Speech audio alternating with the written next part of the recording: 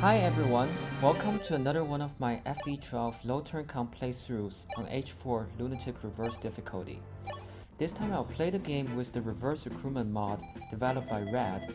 Thank you very much Rad. In short, reverse recruitment means that all the units are recruited in the reverse order. In particular, my lord will be Alice instead of Mars. Alice can reclass unlike Mars, which has huge implications for lowest turn counts. We now create our avatar Kris.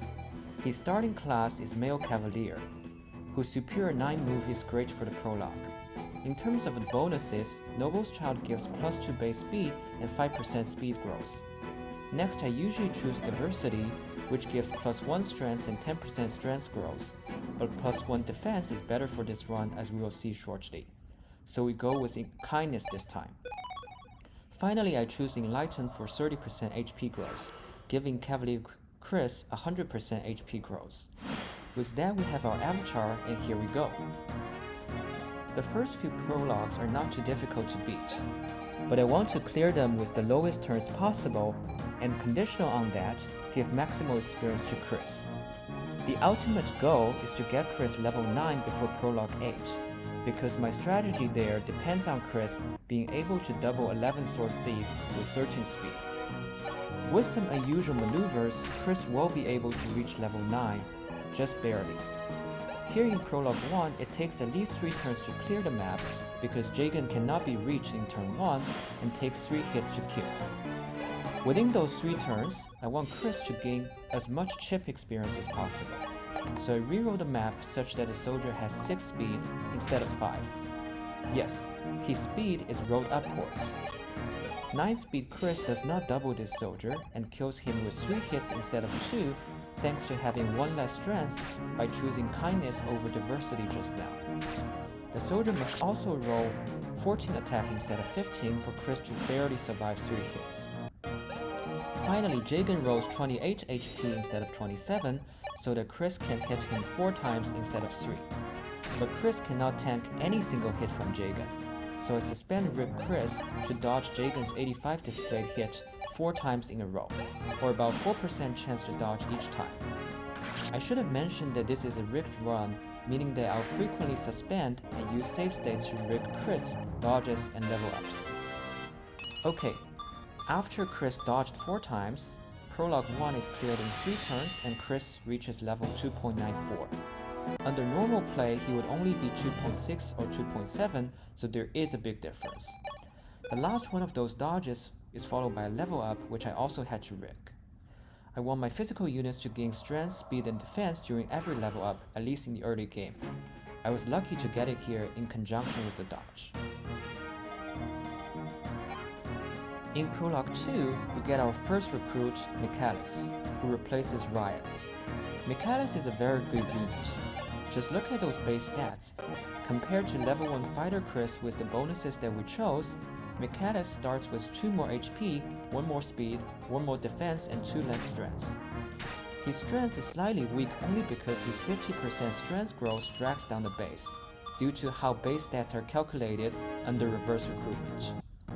Michaelis also has extremely low luck, which is useful to bait enemies to target him.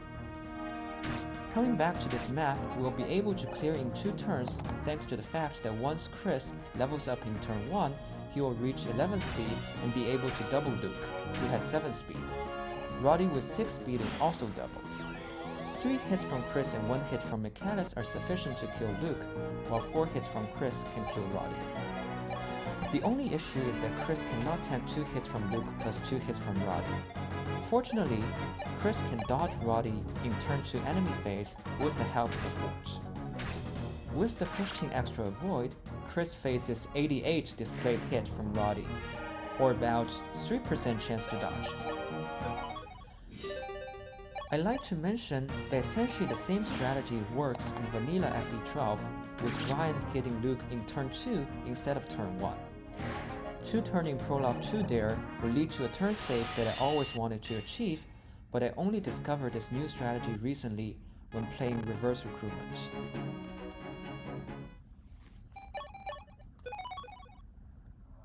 We now come to Prologue 3, where we have beaten Luke and Rody and recruited them.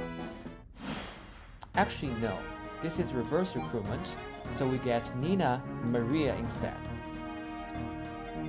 Nina is a mage who can attack from 2 range and not take damage against melee, which compensates for her low bulk.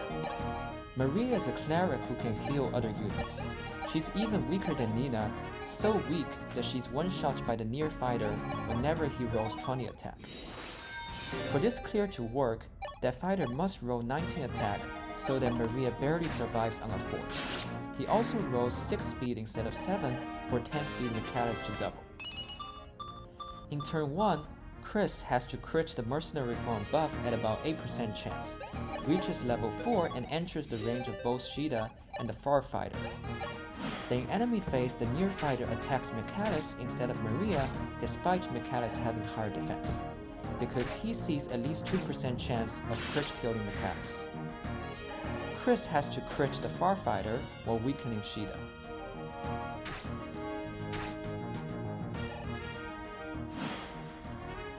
In turn 2, Nina finishes the near fighter.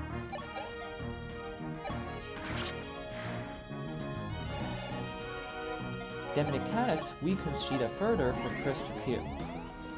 Michaelis cannot normally survive 2 hits from Sheeta, but for either position that Sheeta can attack Kris in turn 1, Michaelis can go to a forest town in turn 2 to hit her.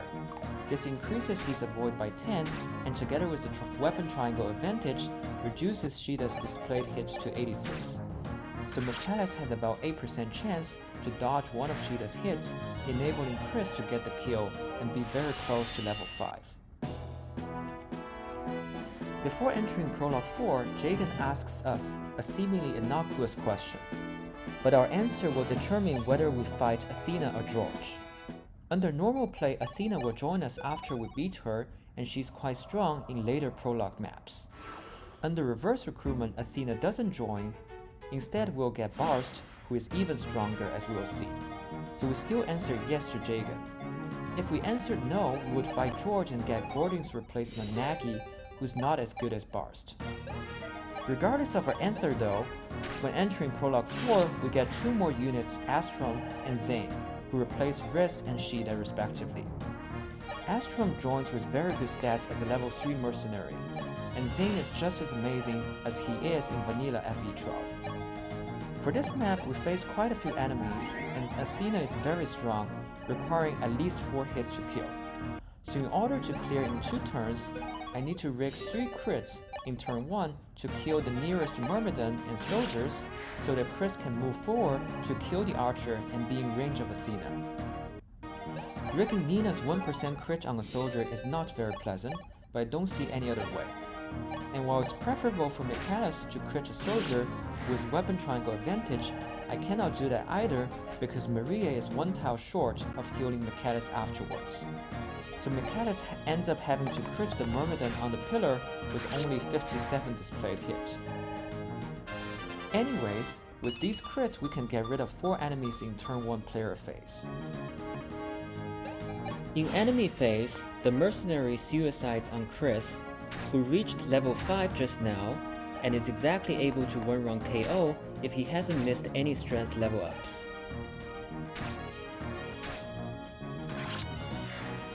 This way, when we come to turn 2, there are only 2 enemies left, Athena and the Myrmidon. Nina and Astrom help Kris kill Athena. It's worth mentioning that Kris getting level 5 at the beginning of the map is not only useful for killing the mercenary, it also gives him 13 speed so that he is not doubled by Athena when she rolls 16 speed. This guarantees that Kris has enough HP to get the Athena kill, because Maria has to heal Astrom in turn 2 for him to be able to chip Athena. Another thing to note is that Astrom's Iron Sword is traded to Kris, leaving Astrom without a weapon. We will see that Kris needs the sword more in the next map. After Kris kills Athena, he reaches level 6. And once Michaelis crits another Myrmidon, we have completed Prologues 1 to 4 in 9 turns total. That's it for this time. See you next time for Prologues 5 to 7.